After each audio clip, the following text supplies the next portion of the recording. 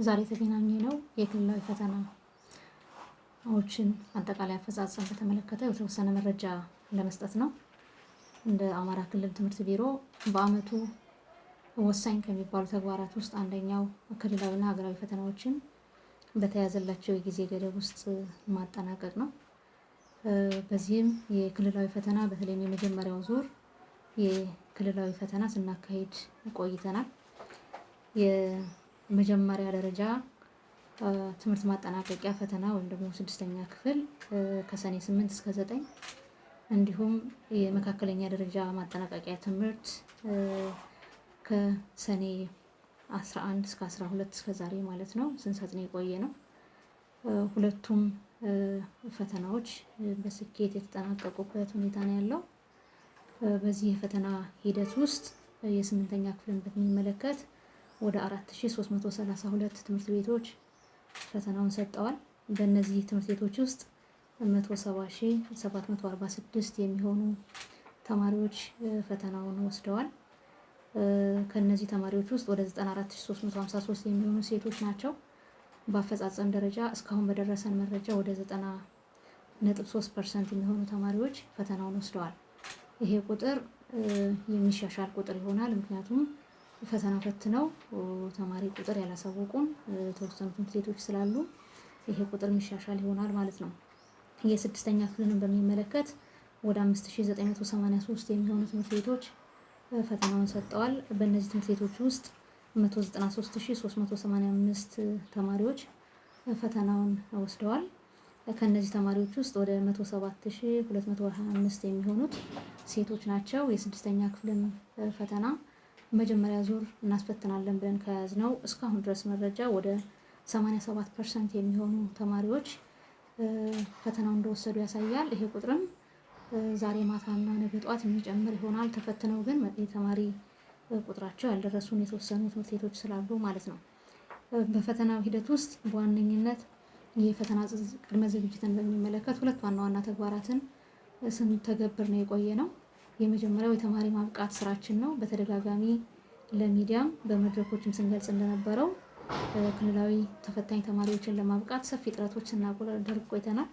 ሁለተኛው ተግባር የፈተና አስተዳደሩን በሚገባ የማንበብ ስራዎች ነው የነበሩት። ከፈተና አስተዳደሩ አኳያ በተለይ የፈተና ዝግጅት፣ ህትመት እንዲሁም ስርጭት በተገቢው መንገድ በተያዘለት ጊዜ ገደብ የተጠናቀቀ ነው። ከዛ በኋላም የትምህርት ቤቶችን አስተዳደር የማስተካከል ለዚህም ደግሞ በክልል ደረጃ፣ በዞን ደረጃ፣ በወረዳ ደረጃ ግብረ ኃይልና ቴክኒክ ኮሚቴ ተቋቁሞ ተግባሩን ሲመራ ነው የቆየው። የፈተና ኦሪንቴሽን በየደረጃው ከክልል ጀምሮ እስከ ትምህርት ቤት ደረጃ ለመስጠት ጥረት ተደርጓል።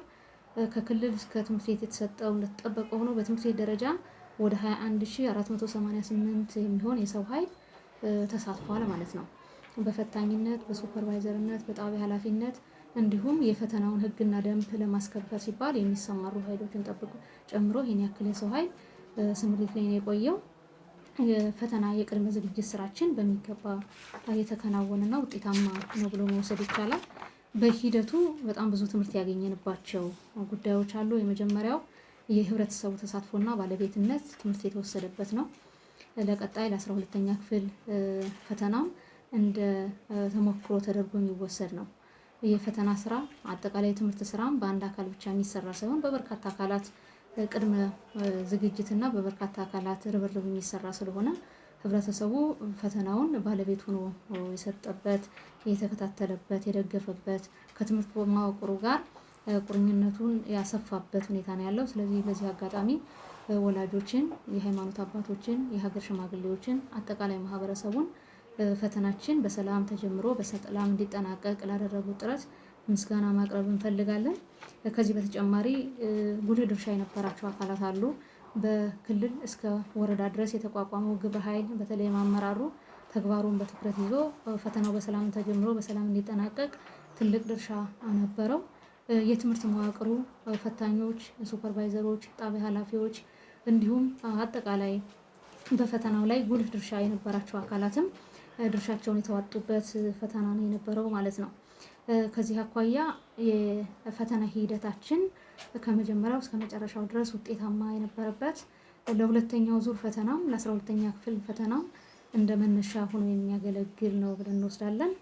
በዚህ ትምህርት ቢሮ በዚህ አስተዋጽኦ ላደረጉ ሁሉም አካላት ምስጋና ማቅረብ ይፈልጋል። የቀጣዩ ጊዜ የክረምት ወቅት ነው።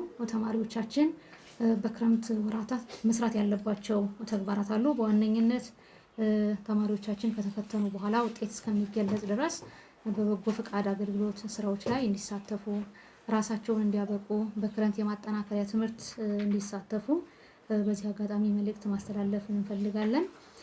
ፈተናው ደግሞ አሁን በትምህርት ቤት ደረጃ ተሰጥቶ የተጠናቀቀ ስለሆነ በፍጥነት ወደ ክልል የሚመለስ ይሆናል።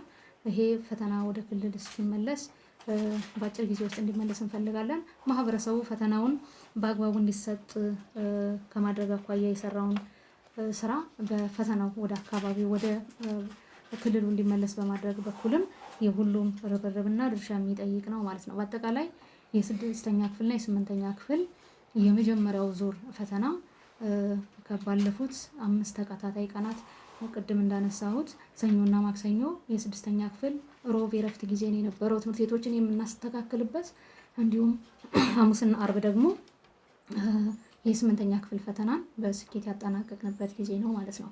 ክልላችን እንደሚታወቀው የምዝገባ ጊዜ በተደጋጋሚ ስናራዝም ነው የቆየ ነው። በአመቱ መጀመሪያ በትምህርት ካላንደራችን ሁሉንም ተማሪዎች መዝግበን ማጠናቀቅ አልቻልንም ነበር።